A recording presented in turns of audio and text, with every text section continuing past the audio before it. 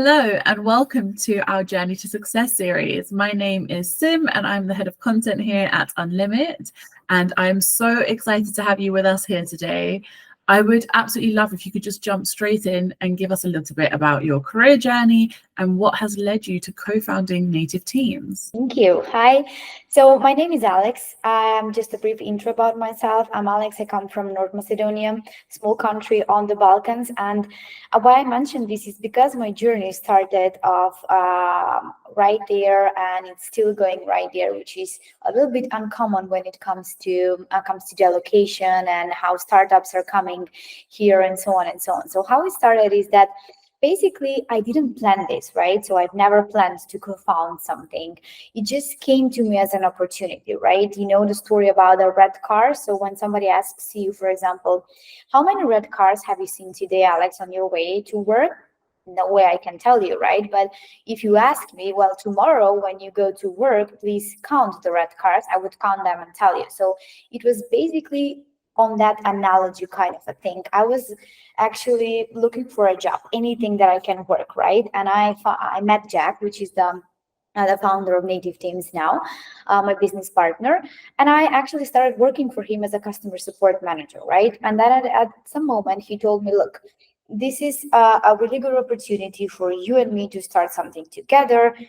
This is the opportunity. Do you take the opportunity? Do you want the opportunity? And right. And then at that moment, because we built Native Teams for our own, let's say, benefits, because as I said, I started working for him, but we always had these struggles of getting paid, getting properly employed as a freelancer, and so on and so on.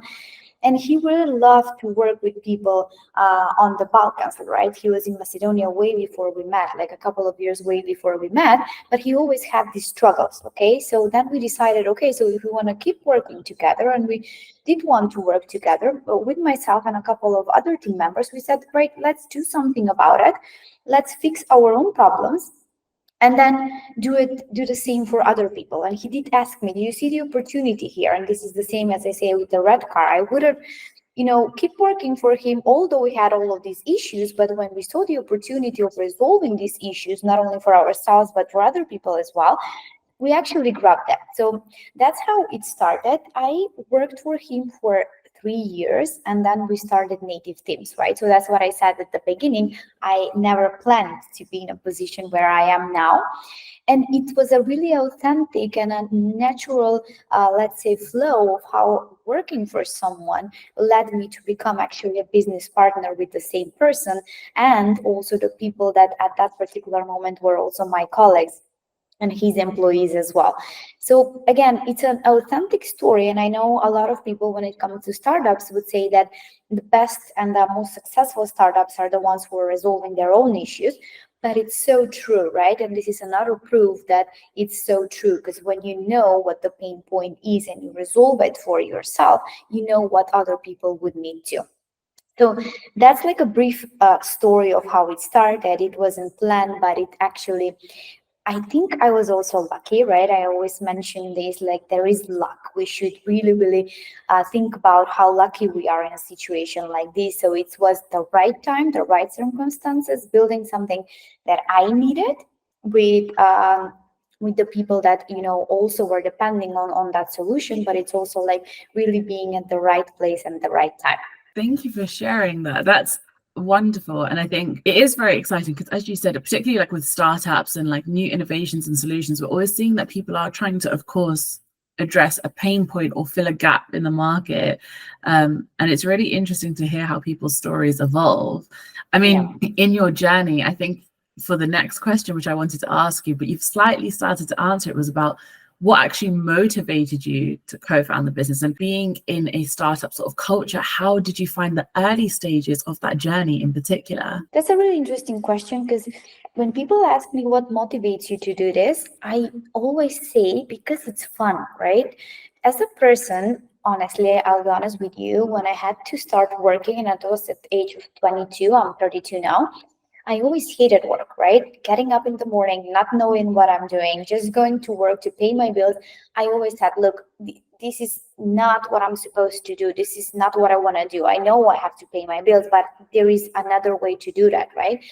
And until today, I think the motivation to say yes to something like that, because it was really what me and Jack did. We said, okay, this is the solution. And he asked me, do you want to be my business partner into this? Because of X reasons, right? Because he's from the UK, just to get the whole idea, and I'm from the Balkans, and we actually both had really different opinions on what and how we should be doing that. But it was really interesting because at that moment, okay, we thought, okay, so I hear your opinion, and he also had some experience before. He had another startup. I never was in a position of working in a startup as well, but I had pretty much an idea why I would like to do that. And it's exactly the thing that I said to you. I wanted work to be fun. I wanted work to be a motivation for me to get up in the morning and have a purpose. Okay, so I go there, I have these people, I'm doing this, and I know why I'm doing that, right? That was my biggest motivation and still is my biggest motivation. So when you ask me what is my motivation, it's the people that I work with, to be honest, right? Because we were also lucky to build this culture, which is something that it was intentional to an extent, but it was because in the DNA of what I wanted to do and what Jack wanted to do, although very different, but they were also very similar. We both wanted to do something that it's more than work, right? We both have these aspirations of, when I go to work, I want to feel I'm having fun. I want to like the people that I work with, and I want that to be like a whole purpose that we all share, and it's clear why we're doing that. So, and as you mentioned, it's the culture in a startup. It's something really, really easy to an extent in the beginning, because when we talk about a startup, we're talking about 20 people at the beginning, and when you have 20 people, you know, all of those 20 people talk to each other every day, and so on and so on. So the culture somehow happens. But when you grow in a scale up, where native teams right now is, so just for records, we're like 200 team members right now. You have to make sure that you work on that company culture and on what keeps you motivated to go at work every day. Not just myself. I know the question was for myself, but for the people inside native teams as well. So if I can summarize, the motivation is actually doing something which is not a burden for me personally, because work was always a burden for me, but this is something that I create, something that I can be thinking outside of the box, enjoying time with the people that I work, and not separating life and work, right? Because I don't know if you can ask me, but that's something that somebody, actually everybody would ask me, like, as a co-founder, do you have work-life balance? And I hate that question, because if you think about getting a balance in work and life, it's so demotivating, and it's so hard, and then it makes me overthink, do I, but then I thought, okay, I don't need to separate both of them. It's not that I'm a workaholic, but I live while I work, right? It's not like when I work, I'm that, and it's not life. It's life, but it happens in a different way. So if you can actually, it's a mindset, at least for me, if I can actually fuse both of them and live while I work, it's a win-win and my biggest motivation. That's really lovely. Thank you. I think it's very important. I love the fact where you were saying you were really trying to find something that doesn't almost feel like work, even though, of course, you are still working, having something that you are passionate about and that you're enjoying, something that you feel like almost isn't that sort of monotony of having to just wake up, go to work. That's a really important cycle. And I think so many people spend such a long time trying to find that and trying to achieve that. And the fact that you've managed to achieve it at such a young age as well is such an inspiration. And that is literally one of the main reasons why we do this series, because it is about journeys to success and finding happiness and what is it that people are doing on their career pathways and motivating them. So I think that's a really wonderful thing. And I think it's really important to share that as well. So thank you. How about the early stage of the journey? Was it a different shift? Did you find it quite easy to sort of flow into changing your career? How was that early stage of your professional journey where you were like, okay, we're going to start our own venture. This is our own journey now. Look, when I look at it right now, I would say it was all because of a very big reason. But at that particular moment, it was very hard. I'll be honest with you, very challenging and very hard to switch to something. Okay, I was just so I go a little bit into the story of my career. So I started as a customer support agent, but in what Jack was building at that moment, I was given also the opportunity, again, the red car situation, to try everything that I wanted to try there: product management, sales. I've tried every single position you can imagine in a company, right? Not everything worked for me, but I definitely learned and I got out of my comfort zone so many times. I've cried a lot, right, with challenges and everything. Like, you've cried a lot and so on and so on. But at the end of the journey, like when you ask me now, how was it? I would say it was really hard. It was really hard for me physically, as well, like having to find my thing in it. Because when you are that junior as myself, as you say, I'm pretty young to be in a position where I am. But when you especially start this journey in a very junior level, you haven't been through all of the steps, you have to hack some of them, right? But in order to hack some of them, you have to know the right people to do it. And I was very lucky to be supported with a couple of mentors that I've met through my career. Some of them recommendations from Jack, some of them recommendations from our investors as well. And they helped me hack all of these things that I didn't know and I was supposed to know at that particular moment. It was really difficult and challenging. I had tons of fails, I have to admit. So I should also mention the love relationship that I have with failures, right? I had tons of failures during this career, things that if I haven't been through, I would not know what success looked like. But of course, we'll go through this a little bit in details later, maybe. But I've learned that as many failures as I have, as many lessons I have, and as many times I go out of my comfort zone, it helps me move to these challenges and see them as opportunities, right? Because it was extremely, extremely difficult for a person like me to actually grab an opportunity, but also it's not just an opportunity, it's you're responsible for so many things, right? All of a sudden, you start with being just an employee, and then a couple of years later, you have this company and people who are my team members, and I'm directly responsible for their growth, for the growth of the company, and at the end of the day, for their salaries, right? And when you think about it, like, these are the things that I'm responsible for now. Of course, it's me and Jack now, but again, I'm part of it. You have to think of how do I do the best for me, but for them as well. Because at the end of the day, somebody else was responsible for me at the beginning, but now I am in that particular role. But it's so easier when you've been through both of them, right? So it's so easier when you've been a team member and when you are on the other side of the equation where you have to take care of the team members because you already know what they're looking for, because I was one of them. Absolutely. And I can imagine that transition of doing your job and going home and suddenly, like you said, having so much responsibility, it must have been a phenomenal growth experience for you as well. And I know you touched on the idea of having failures and going through challenges and tough spots, but was there anything that you would be willing to share with us that felt like a significant setback or experience that you faced in your professional journey, and how you overcame that to reach this level of success that you're now experiencing today? The biggest moment of that is the company has grown. It's a startup. The company has grown like in an unexpected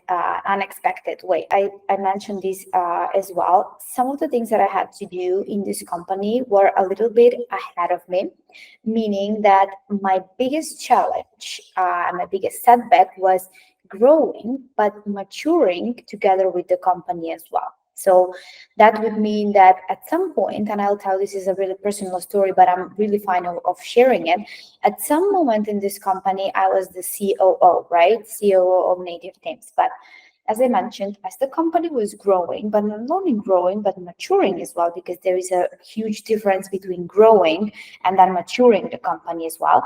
At some point, I realized, and both me and Jack spoke openly about it, am I mature and grown up enough to actually be in this position? Although it's my idea, my startup, I'm co-founding it, but I just have to be real of my capabilities, my previous experience about it, and how much I can drag this forwards, right? Because the company was growing more than I did, right? And at a particular moment, I was totally not aware of it. But then I realized, okay, this is it. This is the part of my career where I have to really, really make sure that I upskill, that I go through all of that, I learn all of these things that I need to learn, which I might have if I was a co-founder at 42, right? 10 years from now, and so on and so on. But because of the position where how this naturally came, I haven't been through all of those experiences, and I have to learn and upskill and ask for the relevant support to be able to mature enough so I can drag this company forward, right? And not let the company drag me, which is the worst thing that can happen. So at that particular moment, we decided that, okay, it's okay. We're the co-founders. That's pretty much it. It's our vision and everything, but we need people who will fill in those gaps that we have as a founding business partners, right? And that's how we decided that we're going to hire this person who is more experienced than me to actually fill in those kind of things, and together we can then drag the company forward, as I said. And we slightly changed my role and responsibilities in the company as well. Thank you for being so honest. I think that's also a poignant message behind that, because I think, like you said, having that retrospective look where you're saying, okay, I know that this is my concept and I know that this is my journey, but being able to address points where we feel like we're not strong enough yet, but we know we want to improve on, is a massive thing for any career. Whatever career somebody picks, having that ability to step out from where you currently are and look at what it is that is actually in front of you and how you can get to where you would like to be, that's a really important thing. So I think that's a really significant message. But one thing that I would love to know, and it ties into that, because I know you touched on the idea of maturity, is also what other professional skills do you feel are essential to being a successful leader? And there's skills that also people have to work on continually. So even if we feel like we're doing a great job with it now, okay, but it still needs to evolve as we evolve through our careers. Look, there is not a formula for it. Every leader is a different leader, but of course, there are a couple of, let's say, skills or things that a leader could and should do, in my opinion, to be a successful one. And I really try not to generalize things when somebody asks me, and I really go from my personal experience. The things that most of the time were helping me, first of all, is the communication skills. But you will hear these communication skills are really important one for a leader. It is, but sometimes we just get a little bit, let's say, we misunderstood the concept of communication skill when it comes to leadership. In my opinion, it's more about active listening than talking, right? When we say better to be a good communicator, it doesn't always mean to talk good, right? It sometimes, and in my case, means to actually have an active listening as a skill when it comes to the team that I'm leading. Because most of the times the leader, yes, will push forwards, will lead the team towards a vision, but it's the team who knows the challenges through that particular journey, the solutions to it, because they are working on it, they're living on it, and so on. So in my opinion, and what helped me the most, not just as an opinion, but as a fact, is my active listening, right? To listen to what they have to say, to understand, and not to respond.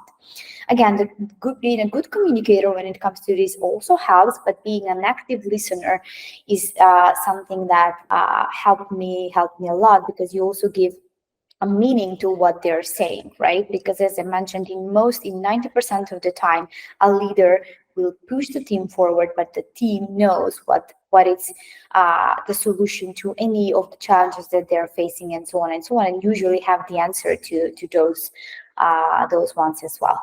Another one that I would like to mention here is it's really, really important to be easy to work with, right? And I think sometimes we undermine how important this is a skill is. I don't think that it's maybe not even listed as a skill, but in my opinion, being easy to work with, it's supposed to be listed as a skill, right? I have the skill of being easy to work with, because then you're approachable, you're comfortable to go to, and so on. And in my opinion, leaders should think about what their team members will remember. They won't remember the tasks that I gave to him. They won't remember maybe the speech that I will make to them, but they will remember how I made them feel during that time.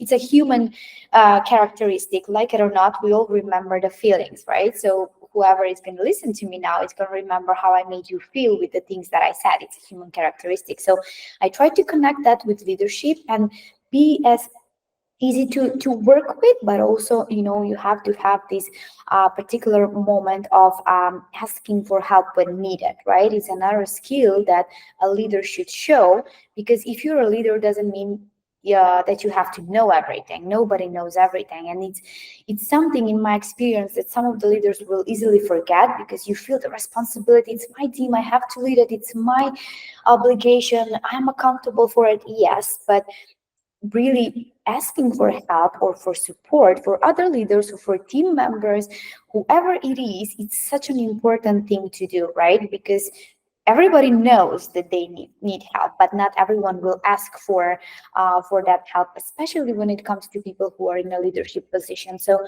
I would really put this as something that a leader must have. It's actually go and ask for help when you need it, because it's only natural, and then your team will also feel empowered to go and look for support when they need to. And the last one that I want to mention is the ability or the power of delegation, which, in total honesty, I still haven't mastered. It's the most difficult skill, the skill of delegation, because again, it comes with the sense of leadership, the sense of thinking that I'm accountable for this, it's my responsibility. Yes, but you can't take it all on your shoulders, right? Because then you're not a leader, then you are someone who has a responsibility, or thinks that has a responsibility to do it all yourself. And then again, first of all, burnout will happen, and then the team won't feel empowered and actually have that sense of ownership. Okay, but I can own my own task. You're just here to lead me towards an accomplishment of that. So power of delegation, or the mastering of delegation, it's a really, really important one, but it's the most difficult one as well, especially when it comes to not so much experienced leaders as well. I think that was a very clear and powerful message. So thank you for sharing that. And I think so many of the different attributes that you spoke of, especially like the delegation, being able to have active listening, I think a lot of those also come back to soft skills as well as hard skills. And I think that also comes into where you spoke about being able to ask when we don't know things. It's okay to ask. And the reason I love it so much is also because, as you mentioned, as people progress in their career, people reach a certain level, there's often a misconception that because you are COO, or you're the co-founder, or you're head of a department, that you're supposed to know everything. But we are all constantly learning, and we're all constantly growing. And that is how we are on these journeys to success, because we have the capacity to learn and ask questions. But I absolutely agree with you on all of the traits that you mentioned. And I think the one that I really, really loved the most was honestly the active listening, because I think that's something that people forget about. We talk about communication so much now in all areas of our lives, and how important it is and how fundamental it is. And it can be the make and break of so many scenarios, both professionally and personally. But I think sometimes we overlook the element of the fact that when we are communicating, we also need to actually listen, because it's at that point that we'll be able to learn and we'll be able to see gaps. And I can also imagine that as you are in a senior position, having those moments of active listening when you're speaking with different teams, it must give you a lot of insight, especially as the organization is growing and you may sort of not be able to be in touch with teams on the ground at all times. It must be a very, very important step to have. No, it's definitely, and I think it's something, and it's why at the beginning I mentioned to you that me and Jack came from totally different worlds and different perspectives. And exactly what you say, to your point, listening to people will give you access to different perspectives, and there is nothing more beautiful than that, right? Because my perspective and your perspective combined, it opens doors to many possibilities, especially in startups where you have to think outside of the box. Yeah, absolutely. One of the things that I would absolutely love to know from you, if you don't mind, is sort of looking at your journey right now. What do you feel has helped you stay motivated to reach each of these goals? And of course, that's not to say you don't have more goals, but what feeds your motivation to carry on? You know what? It's growth, but growth in a way of personal and professional growth, as such. I haven't had the possibility to be in a comfort zone for a while, right? And but that's for a good thing, I guess. But sometimes you miss that moment where you are in a comfort zone, you know what's going to happen, and so on. But I haven't had that luxury for a long time of period. But on the other hand, I think it's very much what keeps you motivated, right? Because you have something new every day, although sometimes changes, and people don't like changes, nobody likes changes, and so on. But having a proof that all of those changes are just the way to growth, personal and professional, has been like something new for me, something that I've learned, and I'm really never eager to forget that change is the only constant you can have in a startup and in life if you want to grow, right? And for me, it's always been not a challenge, but a goal in my personal life that I'm always going to try new things, right? I get easily bored. That's one of my toxic traits as a person. I really get easily bored. Like with whatever I do, I get easily bored. So I'm trying to find something that will keep me on my toes always, whether that's at work or whether that's like in my personal life. I have to have challenges. I have to be challenged. Even, when that's causing me a lot of stress, because with changes there is stress and so on and so on. At the end of the day, it's what keeps me alive, right? And having these constant changes, being out of my comfort zone every single day, which I am in native teams and I absolutely love it, it's one thing that keeps me motivated, as such, because I see motivation is not something that I think of, okay, what keeps me motivated. It's something that happens, right?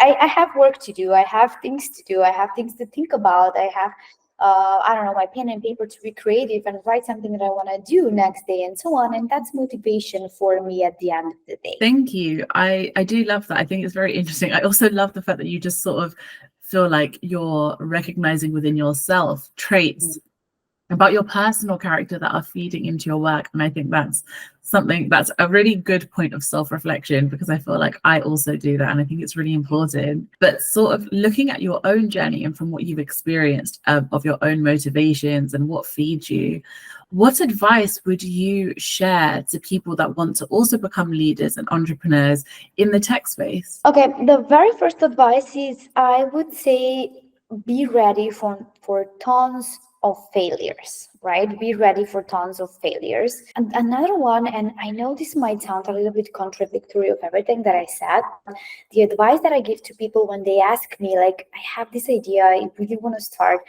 would you suggest I do it? I always say, think about it. Think if you wanna do this, because soon enough it's not just gonna be you and your idea. Soon enough it's gonna be tons of people. It's gonna be tons of stakeholders, and it's gonna be the world that you are trying to change with this idea, right? So think about, and again, this is coming from myself being a little bit more self-aware, and as you say, reflecting on everything that I do on personal level.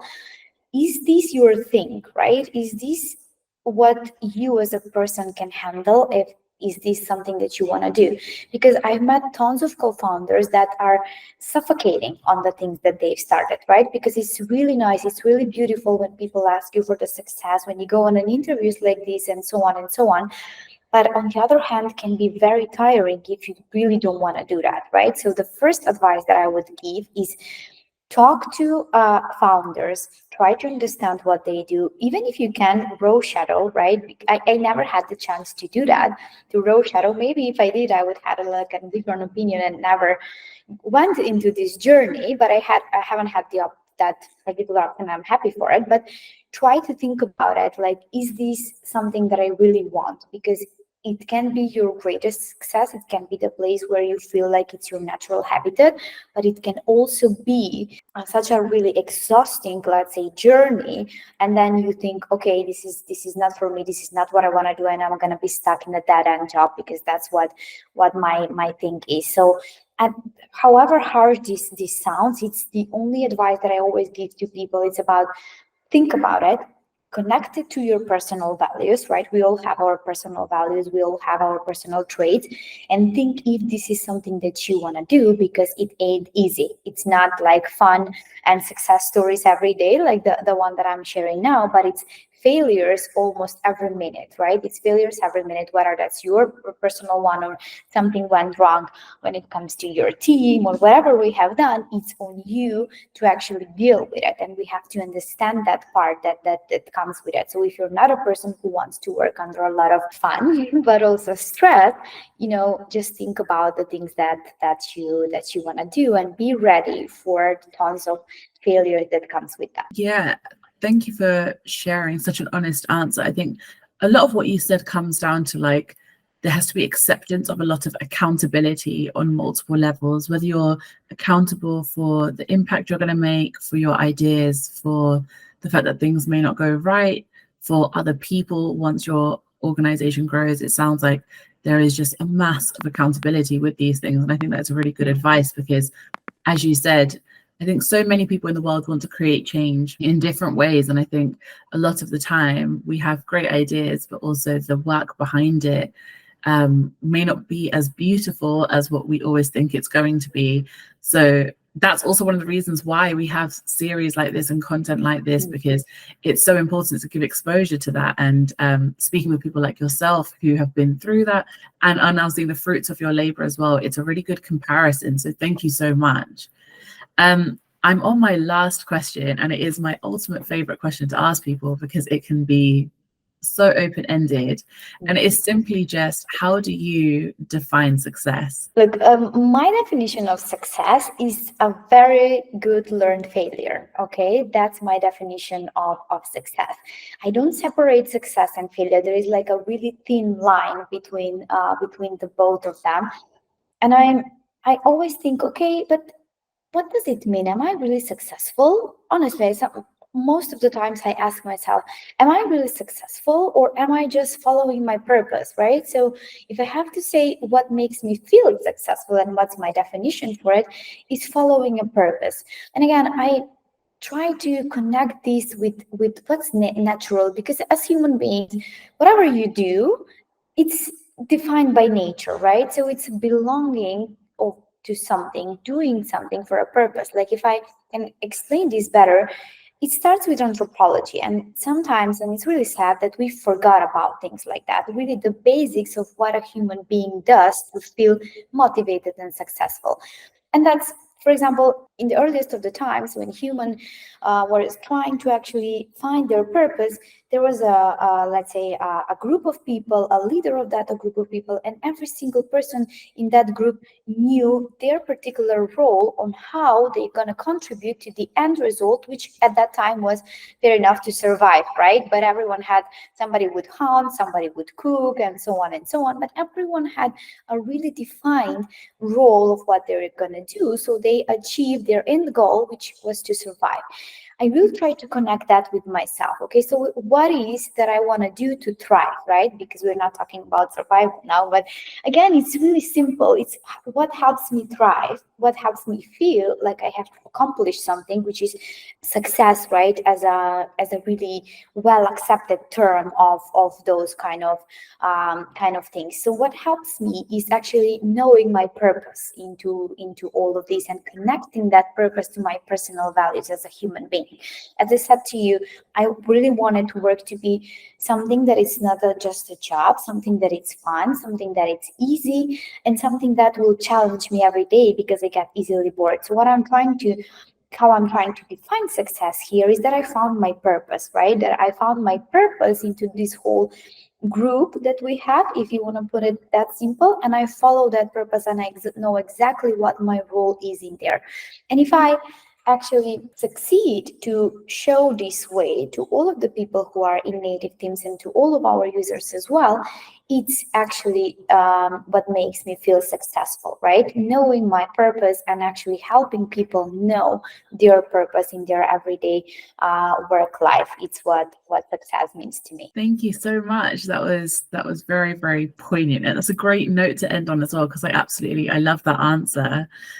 Alex, that rounds off our time together, and I am so grateful to you for making the time to speak with me and share your story with us here at Unlimit as well, because it's amazing to see what you are doing, what native teams are doing. It's been phenomenal. So I'm just incredibly grateful. So thank you so, so much. Thank you. Thank you so much for having me and letting me, speak my truth to you. And yeah, it was really amazing.